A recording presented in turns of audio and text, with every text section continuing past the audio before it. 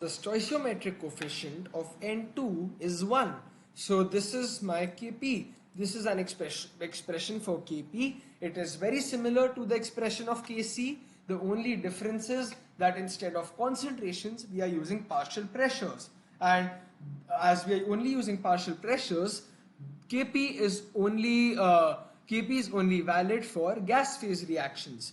So now if I have a gas A, it has to be a gas, so I'm not writing the state symbols in this case. AA plus B times B, all of these are gases. Just remember, this is the general expression for Kp. A times A plus B times B gives me, gives me C times C plus D times D. So this is my reaction. So Kp will be equal to the partial pressure of C raised to the power of small c into the partial pressure of D raised to the power of small d, and the partial pressure of A raised to the power of small a into the partial pressure of B raised to the power of small b. So the products in the numerator, the reactants in the denominator. So this is my general expression for Kp. The same rules apply as Kc about solids and liquids and about the fact that it is only affected by temperature.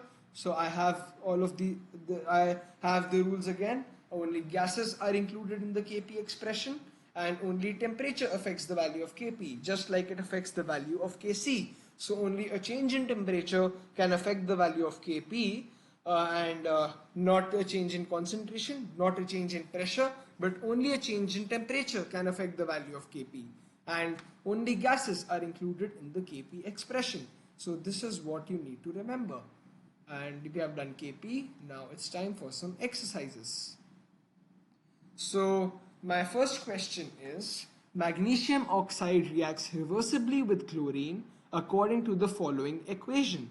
2MgO solid plus 2Cl2 gas gives 2MgCl2 solid plus O2 gas. So under certain conditions, a dynamic equilibrium is established. Okay, so this reaction is in equilibrium, and state two features of a reaction that is in dynamic equilibrium. So one, the rate of forward reaction is equal. So I'm not writing the entire thing, but you have to write that rate of forward reaction. I'm writing rate forward is equal to rate backward, which means that the forward and back reactions occur at the same rate. So you have to write completely that the rate of forward reaction is equal to the rate of back reaction. I'm writing it like this because we need to save some time.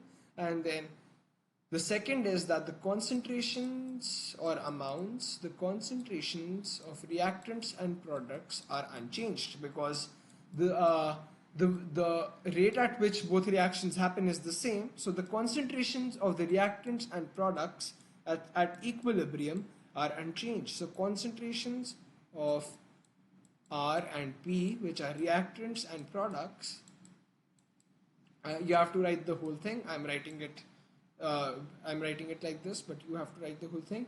Concentrations of reactants and products are unchanged, are constant, or are unchanged. So you can write either. You can either write they're constant or they're unchanged. Are constant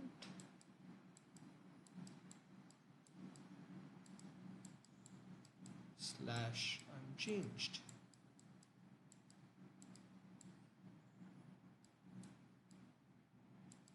Now, the equilibrium constant Kp is given by the following expression: partial pressure of O2 upon partial pressure of Cl2 squared. So now we know that MgO is a solid, so it will not be in the Kp expression. MgCl2 is a solid, so even MgCl2 will not be in the Kp expression. We only have O2 and we have Cl2. So the coefficient of O2 is 1, and that's why the partial pressure of O2 is raised to the